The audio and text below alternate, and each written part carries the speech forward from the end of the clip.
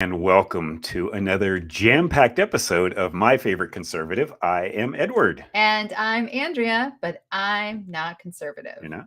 No, but he is my favorite conservative. Oh, thank you. You're welcome. Thank you. So, Edward, what are we talking about today? Oh, Actually, goodness. before you Yes, answer, please. got to apologize to our audience. We did not have a live episode last week, That's or right. we replayed sort of another episode. So, apologies for that. Now, back to today. We're here. What are we talking about this Martin Luther King weekend? Well, that's true. It is holiday It is. weekend, federal holiday weekend. A couple of things today. Yes. First, I thought we would go over the Ron DeSantis, Nikki Haley debate on CNN the other night. Do we have to? Like, please, do we have to? Audience, you got to let us know if you want us to cover this. Really? All right, we do, only because... Why? Well, there's a chance, I don't know how big or small, that Donald Trump will not be on the ballot. So it could help to have a backup plan, right? Okay. All right. So, I yeah. thought you said this was going to be a public service. Well, this is what we do for our listeners and viewers, is we take the heat. We waste 2 hours of our lives. That we'll never get back. We won't. And then all the prep for Such it a and everything. waste. But you're welcome. Yes. So. All right. But okay. So unlike the other GOP debates that we covered in depth, we're not going to go over every single question and answer. We're just going to get the highlights, give you our thoughts, because it was the only at this point, we're down to two. Well, not actually on the ballot, but present former UN ambassador and former South Carolina Governor Nikki Haley and Florida Governor Ron DeSantis. Chris Christie dropped out at the last minute. I know, what a shame. Sorry, Chris. And Vivek did not qualify to be on this stage. Tell us who the moderators were. This was CNN, of course, and this was a non-RNC, Republican National Committee sanctioned event. So they kind of went rogue on this, but it was Jake Tapper and Dana Bash. And I will say, they didn't do a bad job. They had a couple of loaded questions, and of course they kept trying to bring Trump into it. But all in all, there wasn't a lot of fighting going on back and forth. But... And we'll get to it. There were one or two questions we both looked at each other and went, yeah, do Republican voters actually care about this? Because again, this is for the GOP nomination. It's not for the presidential nomination. So, all right, should we jump in? Let's do it. All right. They started with an easy one. Yeah. Why should voters vote for you other than, Yes. This is like the first question at a job interview, right? Yeah, yes. Which, I used to coach people on that. So, Ron DeSantis, I feel like it was and also you got to stop saying that Nikki Haley's hero is Hillary Clinton. Let it go. It's not working for you. Yeah, you can mention it, but you don't have to go into detail like he did. Yeah, I thought he went a little bit overboard on that. So yeah. And then Nikki Haley said the donors are no longer with you. I mean, she did go on the attack. And you mentioned something about that would be a good drinking game, but that's going to come up later. Okay. Oh, yes. All right. All right. Yes. I think the best part of this part was, good in education. North Carolina is 50. And this is according to DeSantis, and Florida is number 1. So we will, by the way, have a link to fact checkers after the debate. We're not fact checking right now. Well, you will notice that Nikki Haley did not dispute that. So, she did not. She did not. That ought to tell you something. And when North Carolina is number 50, that means the lowest. We're not. This isn't reverse order. Yes. So, yes. Oh, we said North Carolina. I apologize. Yeah, South Carolina. South Carolina. South Carolina. All right. So tell us what the next question was. Of course, it wasn't about them. It was, does Donald Trump have the character to be president? I think it was a good question because it's the elephant in the room. He is clearly ahead. He's probably going to get the nomination. And I love what you said about Nikki Haley's answer. She went off on her just litany of canned lines that she has. And I turned to Andrea and I said she has an internal Rolodex in her head, right? Yeah, it was now, for you younger viewers out there, a Rolodex is like your contact list now on your phone, except it was an actual something that sat on your desk and had like index cards kind of in it, right? And you'd roll it, spin it around, and You mean like the one I have over here to the left? correct, yes. The dinosaur here, yeah. But she's just got, it's like you just pick out this, whatever saying this is, and another one, and it was just so canned. It was ugh. So then they went into inflation / economy, kind of what would your policy be? And Nikki Haley's response, which this part I felt was true. She said both Republicans and Democrats put us in this situation in terms of the national debt. But then she said, we need an accountant in the White House. And DeSantis had the best comeback on that. He sure. says, we don't need an accountant. We need a leader in the White House. And it was like, so. Yes, but I want to share with our listeners and viewers, you were so funny because Edward was at the edge of his seat going, energy, just say energy, energy, energy, energy, energy. And finally, DeSantis. Right. I mean, well, energy. The question was, how would you handle inflation and the economy? What would be like the first thing you would do? Yeah. And I just started screaming, energy, energy. Yeah, energy. That's all you need to do to get this thing on the right track again. And finally, at the very end, DeSantis decides to touch on it. So good job, Ron. Yeah. And then this is when the fun really begins. So Nikki Haley said she wants to eliminate the federal tax on gas. And then she started saying, this is where the drinking game comes in, guys. Yeah. Go to DeSantisLies.com. Go to DeSantisLies.com. And I just want to say, first of all, one, that website is paid for by her SuperPAC. So keep that in mind if you go to DeSantisLies.com. And two, you guys did a terrible job with search engine optimization, with SEO, for those that don't know what that means. Because I searched it and it didn't come up at all. I had to manually type it in. Now, we will link it in the show notes in case you want to go to DeSantisLies.com. But I mean, seriously, if we had done a shot for every time, we'd be hammered. Beyond. Yeah. We would have passed out. So what you're saying, backing up there, so if you just typed it into Google, DeSantisLies.com, it wasn't coming up. Okay. No, it wasn't coming up. It was that's untechies out there. That's bad. That's really bad. And also what I thought was really cool was DeSantis said, we need to eliminate sales tax on baby items. And I don't think I've heard anyone say that He before. already did that in Florida. Yeah. Anything having to do with baby items, food, diapers, that sort of thing is not taxed in Florida. Yeah. All right. YouTube Larry, we see you. Hold that thought. We're going to get to you and we are going to feature you, buddy. So thank you so much for joining us live. There was a question about the flat tax. And one thing we forgot to mention was both DeSantis and Haley did a town hall at CNN the week before on different nights. I think it was a private. I don't think it was aired, but I think it gave them a chance to practice. It really did, their answers. So I don't remember anything. Let's see. Nikki said something about, they don't have a grocery tax in South Carolina, and says that DeSantis raised the debt limit after promising not to. Well, that's when he was in the House and voting, for whatever spending bill that I'm sure Trump got passed. Yes. And so he was one of 435 House members that voted for it. So. Yep. And just like Edward was going energy, energy, energy. This was when I was like, oh my God, DeSantis, stop doing the share upper lip thing. And Edward, explain that to me. Okay, I can't really explain it. If you're listening to the podcast, so we're talking about Share the Entertainer. Yes, Share the Entertainer. Okay. Yeah, one word. CHER. So share the upper lip thing, and SNL used to make fun of this all the time. She kind of, when she talks, occasionally she kind of goes, yeah. It's just this like little lick of the upper lip. Tick. Yeah, it's like a little. And DeSantis was doing it, and I had not noticed that before. So, Ron, stop. Yeah, a lot of public speakers, I call it lizard lips. Yes, it's kind of I think it's to keep your lips moist or whatever. Yes, but it wasn't lizard lips. It was just a lick of the upper lip. Oh, it's a share thing. Okay. Like I'm telling you. Does that have anything to do with the lifts in his boots? Ooh, I don't know. I don't know. I don't know. Okay. All right. Let's go in there. All right. So the next question was about, do you think illegal immigrants are criminals? And, let's feature Larry here because this is all related to the borders. Let's feature Larry. Larry's asking, does threatening mass deportation and shutting down the border cause mass migration? No, I would think it would deter it.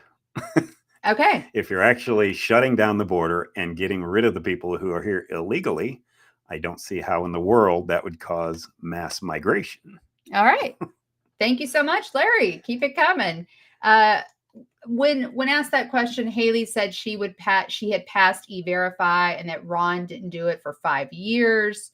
She would defund the sanctuary cities, the Remain in Mexico policy, catch and deport. Oddly, all of those things sound very Trump. Yeah, I called bullcrap on this answer from her. Nikki Haley is the establishment candidate. There's no question, Republican establishment candidate.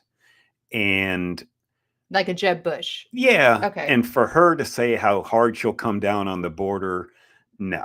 Because the Uniparty, the establishment Republicans, the Democrats, they want the people here. They want the workers. They want the low wages.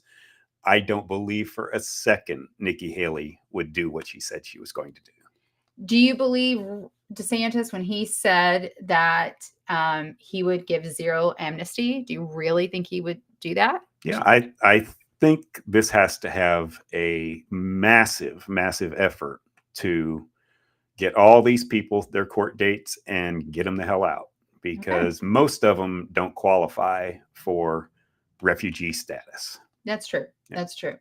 All right. So then they went on to foreign policy and Ukraine. And I think they were a little bit different here. So Haley says that you don't give cash to any country, you don't put troops on the ground. But she also said, if Russia wins, China wins. And you want to share what DeSantis said about Haley? Well, my point first before that was when Nikki Haley, she intentionally said, I don't want to give cash to any country. We're just going to give them equipment. And it's like, well, equipment costs money, right? Well, I think she meant I'm not going to give suitcases of actual cash the way Obama did. But, and we're paying for their pensions over there and their education and everything else. And I don't believe for a minute that she wouldn't continue to do that under the same justification that Biden's doing it. So, but she justified her answer by saying that supporting Ukraine and Israel is only 5% of our defense budget. Mm-hmm. And then DeSantis had his best line of the night, and it was one of the few times that he delivered a rehearsed line like it was spontaneous, which is always the goal. Yeah. You want to share? Yeah, he said you can take the ambassador out of the UN, but you can't take the UN out of the ambassador. Yeah. And which is absolutely true. And with her point of, what we're spending in Ukraine and Israel is only 5% of our defense budget. 5% is a hell of a lot of money. Yes. So, yeah, I'd rather spend less than 1%, maybe a 0.5%. How's that? Right. And I still go back to, we have to take care of our own. We have to take care of our veterans. We have to take care of the homelessness problem. We have to take care of people who are here in the U.S., American citizens, before we save the world. And I've always felt that way. All right. So they, as far as Israel defending Hamas, I felt like this was where they were both in agreement for the most part. Yeah. I think this is where I got the toothpicks out and had to put them up under my eyelids to keep my eyes open. Yes, you were falling asleep. I was nodding. And I was elbowing him because I'm like, come on, you made me watch this. Wake the fuck up. Yes. But they both agree Iran is evil. And and Nikki Haley goes after DeSantis, saying that he brought the most anti-Israeli Republican that's right, she did. into Iowa. And she wouldn't say his name, but she's referring to Thomas Massie. Now, Thomas Massie is a Republican House member from Kentucky who is absolutely brilliant. The guy has numerous degrees from MIT. He's got patents all over the place for different things. To me, just as a side note, I was actually thinking the other day of our founding fathers. And I thought, who today would represent what our founding fathers really were? And I thought, all right, in the Senate, it would probably be Mike Lee, senator from Utah. Okay. And in the House, it would be Thomas Massie, true constitutional conservatives. And for her to attack Thomas Massie like that was shameful, really is. Only because he doesn't believe in giving money all around the world. Well, she attacked without saying his name, though. Yeah. Oh, yeah. Yeah. So it was very half-assed, in my opinion. I mean, either go all in or don't. The next one, I'm just going to skip it if that's all right, about the role of government and Trump. And yeah, I mean, I take that back. DeSantis had a good line about Haley will cave to the woke mob. And then she just started chirping like a bird. I'm starting to understand why Trump calls her bird brain. Yeah. She just kept chirping. DeSantisLies.com, DeSantisLies.com. So seriously, if that had been a drinking game, we wouldn't have made it through the debate. Let's talk about the next one. This was interesting. South Carolina was ranked in the bottom 10 of education when she left office. Mm-hmm. And again, we have not fact-checked any of this. We will put a link to it, though. Yeah, I don't know a ton about South Carolina education, but when she said the reason that they were ranked so low is because she finally decided to start holding kids back that weren't passing. Now, that's not a bad idea. I don't. If it's true, if that's the reason, that don't pass kids just to pass them through the system. Yeah, and as a former teacher, I agree with that. Yeah. Okay, so this one's for you. This is for you, Edward. Sure. YouTube Larry, love you, dude. All right, so he says you want politicians that are like people from 200 years ago. Yeah. Explain. I want people that understand the Constitution and realize it's not a living, breathing document, that it was made for a reason by the founding fathers. And, you know, we're not going to get into slavery and all that stuff. Why do you say it's not a living, breathing document? It's not, because that's the trope of the left, that it's living. The way they use the term living, breathing document means we can interpret it any way that we want. And that is not. But I do think, we got a big disagreement here. I do think it was meant to be a living, breathing document. No. I do think the founders they couldn't predict what was going to happen 50, 100, 200 years from now. Right. And because they were so smart, what did they do? They put in amendments that you could amend the Constitution. Yes, that's right. But they didn't make it easy. They made it very difficult because they knew you can't go on the whim of what the public is feeling at that moment. Yes, but that still makes it a living, breathing document. It's not the way I think about it. Okay, the way the actual left thinks about it is, you know, you can just kind of disregard what you don't like in there. Okay. Yeah. All right, we're going to share this and continue on. Larry, we are well aware when our country was founded, the fastest form of communication was horseback. Duh. Yeah. I'm not sure what your point was, but I will feature one more comment because, Larry, we just love that you keep coming back. We really do. We want to show our appreciation. And so anyone else watching live, you know, we'll feature your comments as well. Can you at least agree that society is different now than it was 200 years ago? Of course. Yes. Absolutely. Absolutely. Yeah. Although I do think some of our founding fathers would be rolling over in their graves if they saw how things had turned out. And I don't mean with technology or anything. I mean with our government. I don't think there were certain powers that were granted to the federal government, and there weren't very many of them. I think like 14 of them. Right. And everything else is up to the states. And if they would see what the federal government is involved in right now, oh my gosh. It would kill them. So yes. All right. So the next thing was about Florida school policies. They did spend quite a bit of time on education. And DeSantis talked about how he banned the teachers union, which I didn't even know you could do. Again, we did not check any of this to make sure it's true. That he said Florida had the top performing elementary school readers in the country. He also did mention that Iowa Governor Kim Reynolds supports him and supports school choice. Yeah, he also said he doesn't want a curriculum that's nationwide. I agree with that. Amen to that. Yeah. I mean, things are completely different from Montana versus New York City. Yeah. So everybody that thinks they tried that with the Bush administration with the Can I chime in? Yeah. Yeah, no child left behind. Yeah. And it doesn't work. No. And it doesn't work because I was a teacher then. And what ends up happening is you're teaching to a test that kids have to pass, a federally mandated test. And it sucked. It really, really sucked. Okay. Yeah. And Haley said, you know, she did fight for school choice. It didn't happen. Although she did sound very pro-teacher union. Another thing she couldn't let go of was how much he had spent on his campaign. Yeah. And this was, I think, DeSantis's weakest moment. And this was all in the context of education, but it kind of went off the rails.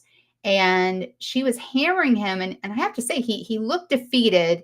And then it was like he got this like jolt of electricity and he came back to, oh, wait, we're supposed to be talking about school choice. Yeah. And then he had a great line. Everything I promised, I delivered. Yeah. And that's how he went after Trump, too, when they asked him to make the differences between he and Trump.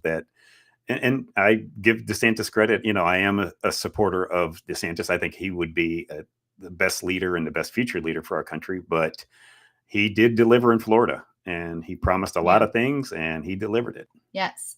Let's see. YouTube, Larry, quickly. I don't think you know the first thing about our founding fathers. Okay, thank you. I know they were. I mean, I don't know them personally. Hang on, they were white slave owners who, whatever. I didn't know them personally. Yeah. So they went back to China, American farmers, supply chain, and my main comment to that was just see the previous debates. There was nothing new here that they talked about. So can we move on? Yeah, that was pretty boring. All right, so they did talk about whether or not Trump deserved immunity, and you want to talk about what Haley said? Well, she talked about how Trump always keeps saying the election was stolen, and she said she passed voter ID in South Carolina. I was not aware of that. Good for her. I'm hoping that is true. Yeah. Yes, that the ballot should be counted on election day. I'm for that. Amen to that. Yeah, we don't need election season. Yes, correct. I agree. And then they went into healthcare, and and this was a very interesting, a very nuanced question. I thought it was, would you allow states to keep their Medicaid expansion? And Haley did not expand Medicaid under Obamacare. It was interesting because, of course, it's a yes or no question, and she didn't answer it. But she did say, and I actually agree with her, she would open it all up. Health insurance across state lines, I'm all for that. Past tort reform, I'm all for that. That's what the UK has. They have incredible tort reform that we don't have. Put the competition back in healthcare. So for me personally, it was like one of the few times I liked her. Yeah, she's kind of adopted the Ted Cruz model for this. State lines and tort reform and things like that. So, yeah. And you want to talk about DeSantis? He put, I think, the biggest emphasis on mental health. Yes. And, that's a very hot issue right now. And, he dealt with the PBMs. That's the pharmacy benefits managers in Florida, because Yeah. These are the middlemen that take a drug and mark it up 10,000% and then sell it. Yes. I still don't understand the reasoning for these as someone people, who works in the healthcare sector, nobody likes PBMs. Nobody. Yeah. Nobody. He talked about making sure we end this medical regime that made everybody get COVID shots and all that. I'm all for that. And I think he went kind of for the block grants and let the states decide how they want to use the money, which I completely agree with. Yeah. And so I actually don't think they were, they gave different answers, but to me, it ultimately sounded like they were on the same page. Yeah. Yeah. Pretty close. Crime, they went to crime, and Haley said she would defund sanctuary cities, which was something DeSantis, I believe, had said earlier in the evening, and bring law and order back. And that she passed the first body camera bill in the country, which I did not know. I did not know that either. Yeah, so good for her. Let's talk about what DeSantis did during BLM. Well, that was one thing where he brought up that all the riots going on in 2020, you didn't see any of them in Florida. And why is that? He put out the National Guard. Yep. And when you do that, you're going to get a lot of deference from these radicals that try to only have their faces covered and never want to actually show who they are, but still want to cause the mayhem. Yeah, and Nikki said they didn't have riots, although there were 2 shootings in South Carolina, and I think during her tenure as governor. But she also had the Confederate flag taken down at the State House while she was governor. And then the last question of the night, which was the best. It was funny. And you're going to be DeSantis. And I'm going to be Haley, because this was awesome. So the moderators asked, and they did this with Trump and Hillary, in 2016. What do you admire about the other person? Yeah, and they went to DeSantis first. And why don't you give the Yeah, answer? he said, well, I like South Carolina. It's a great state. And he spoke about Nikki Haley and her time at the United Nations, that she carried out Donald Trump's agenda and did it well. Yes. And Nikki And they said, Haley Governor said, Haley? he's been a good governor. Just like That's that. it. And Flat. that's it. Yeah. There was no smell. He's been a good governor. That was it. But I thought it was kind of a ringing endorsement. Well, after you've sat here for the last 2 hours criticizing him, Yes. and as governor, and then he's been a good governor. Yes. And it just pained her to say it. So. It did. It reminded me so much of when this question was posed to Trump and Clinton, Hillary Clinton. I believe this was that town hall on the round was when they posed this question, and Trump was very genuine. And I can't remember his exact answer, but it was just about Hillary's tenacity and her willingness to her drive, and it seemed very genuine. And she paused, it was at least Nikki Haley had something to say. She paused and she finally said that Trump had very nice children. Yeah, and I wonder if she still buys that, because they've tried to put all the Trump children in jail. That's right. Okay, so that's our recap, and I have already told Edward I'm not watching the next one. I'm not doing it unless you guys write us and message us and post on all the socials and tell us that we have to recap another one of these debates. I am not going to do it. Well, tomorrow is the. We're getting to that. Yeah. You want to do the takeaway first? Yeah. Sure. That's fine. All right. That's your question. What was your takeaway? Let me tee up here. What was your takeaway, Andrea? My takeaway was it was a waste of 2 hours. Okay. I didn't learn anything new other than DeSantisLies.com. And my feelings about the two of them have not changed really at all. If I had to choose between DeSantis and Haley, and I'm not saying I would, but if I had to, I would still choose DeSantis. And and got to stop doing the lip share thing. So there's my takeaway. Yeah, all the polls afterward had DeSantis winning the debate, but I echo you that I don't think it moved the needle for anybody. And yeah. So, Okay. and we actually talked earlier in the week about the Democrats and their ticket or their primaries, because there is actually somebody that's running against Joe Biden. I know, and you would know it. Shockingly, yeah. And we're not talking about RFK Jr., who's going the independent route. Correct. Yeah, this is a guy named Dean Phillips. Yes. And you're like, who? and I had you actually listen to his intervw on Megyn Kelly. Yes. And you seem to like him. Would you did. expand on that? Well, why don't you tell us first who he is, and I'll expand on why I like him. Yeah, he's a 3-term House member from Minnesota, just outside of he's in the suburbs of the Twin Cities, actually, is his district. He is 54 years old. He is a moderate Democrat. And kind of an interesting thing about him is his grandmother was Dear Abby.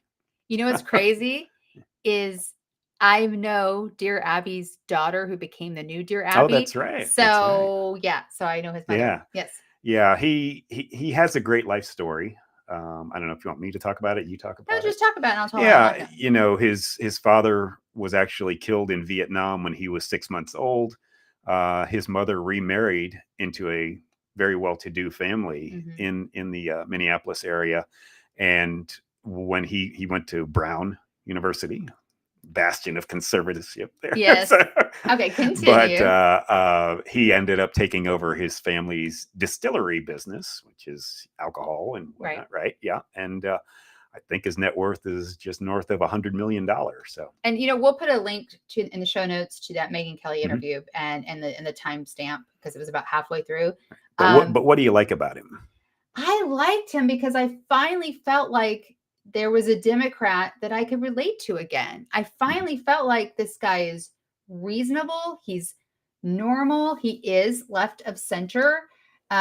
He, for example, he's pro-choice, but doesn't think you should be able to have an abortion up until the day before the baby's born, unless it's the life of the mother at stake. I mean, I didn't write out specific points for today's show, but like just listening to him talk, and he seemed very ethical to me.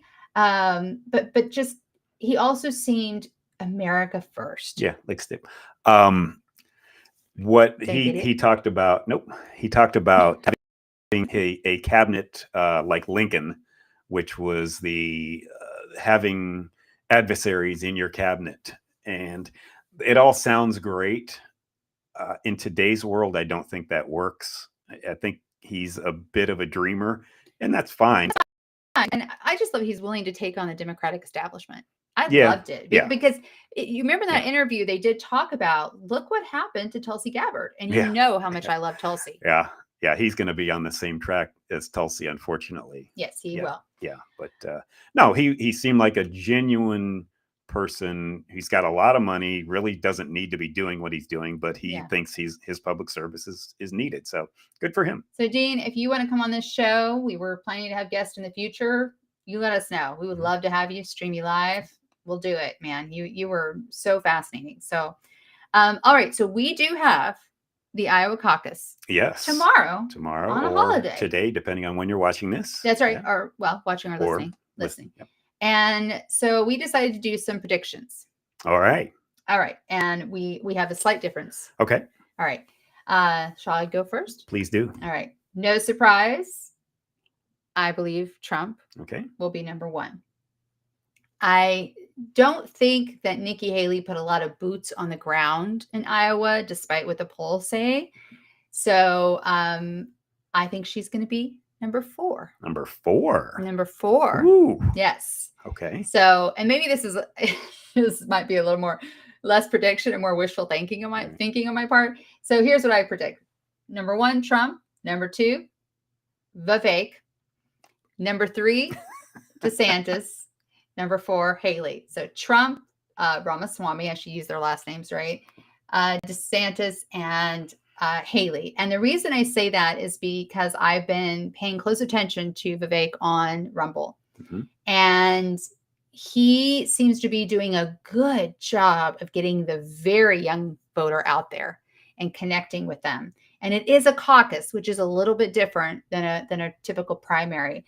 And so I think he might do it.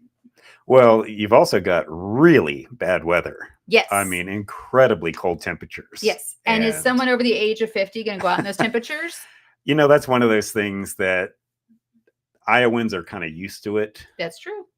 To me, I think it's going to work the opposite way. You're going to get some of these younger voters. It's like, nah, dude, I'll sleep in, whatever, man. So I don't know. My predictions. Your predictions. Donald John Trump. Yeah. will win. Of course. I don't think as handily as he thinks he's going to. And I think we're going to see a very, very close Haley DeSantis for second place. They could be within a point of each other. Who's going to be second?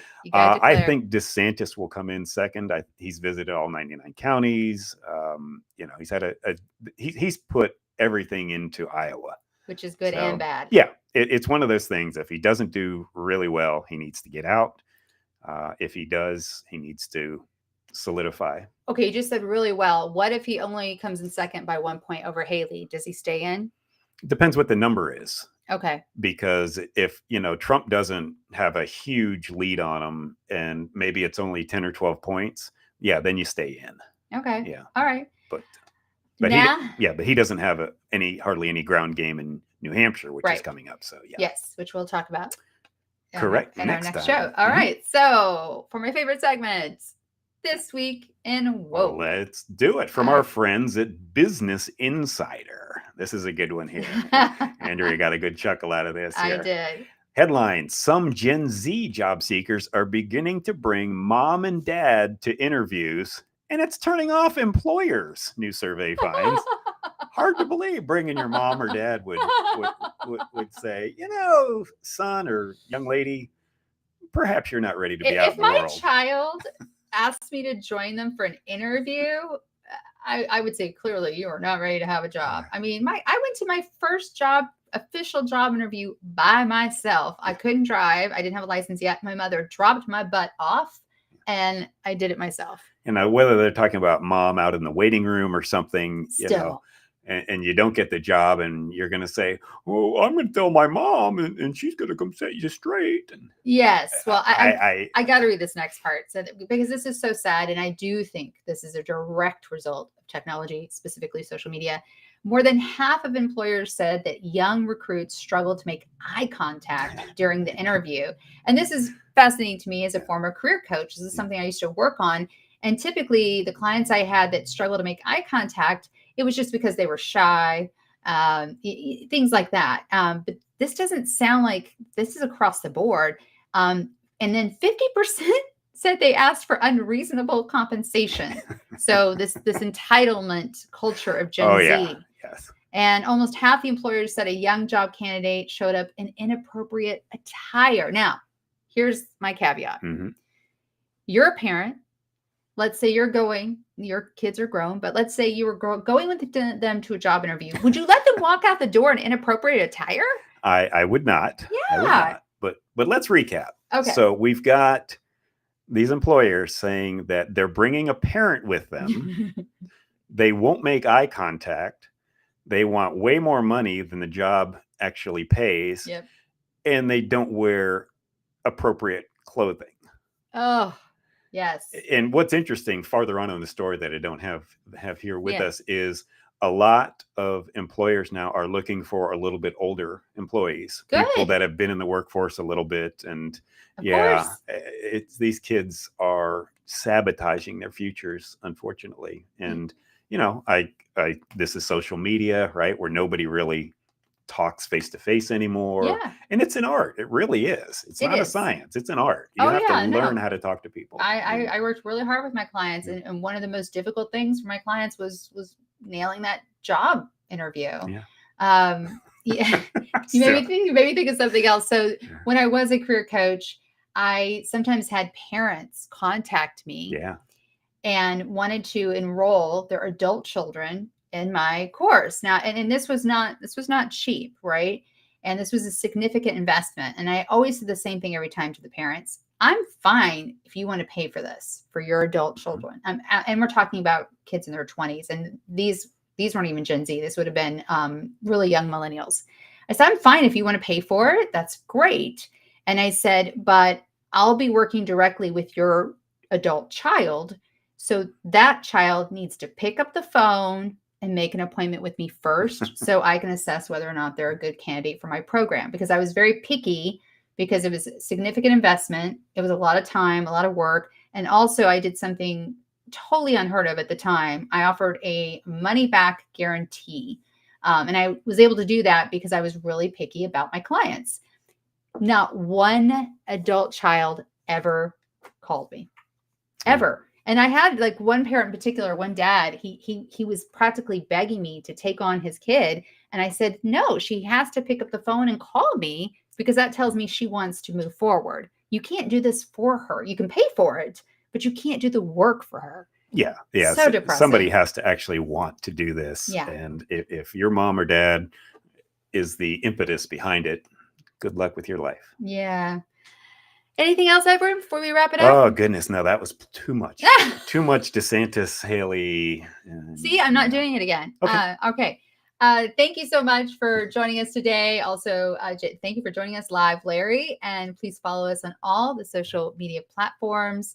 You can join us live on most Sundays at 10 a.m. Pacific Standard Time or 1 p.m. Eastern. However, next week we will have a pre-recorded episode for you because I will be out of town in San Francisco. I'm sorry to hear that. I know. I'm staying in a safer part for sure.